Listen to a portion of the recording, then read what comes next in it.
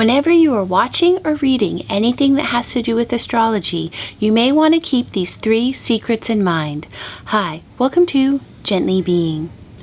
The first thing to always remember when approaching astrology is some ancient wisdom that states, Astra inclement non necessitant, which translates to the stars incline, they do not compel, or it's also been translated to the stars guide us, they do not bind us. I think that this is a phrase we should keep in mind always when we approach astrology, and maybe it should even just be included in everything that we read or watch. And I realize I've sort of failed because I haven't included this phrase in all the full and new moon videos that I've made previously, and going forward I'm going to make sure that I include it at the beginning or at the end to just remember that we are a part of the energy that's around us, and that the stars are not written in stone, as they would say, telling us exactly what's going to happen or what's happening with us. So remember, the stars incline,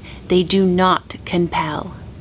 Staying with some ancient wisdom, this phrase is from the Delphic Oracle, and this is one of the phrases that would be on the temple when you'd enter in to see the Delphi Oracle, and that is, surety brings ruin, or also translated as, make a pledge and mischief is nigh. And this is really important to always remember, especially in regards to things like astrology, is to keep an open mind, and again, not think that what you are hearing is definitely going to happen, that it is a sure thing no matter what. I think this is just such a powerful phrase to remember in regards to all things, but also is another secret to go along with astrology. The stars do not compel, and surety brings ruin. Now on to secret number 3. I was reminded of this next secret when I picked up this book, The Last Witches of England. I haven't read it yet, and I'm really excited to do so. So I was flipping through it, and it had this wonderful introduction quote that's actually from the film The Duelists from 1977. And it is, "No one paid good money to hear reason."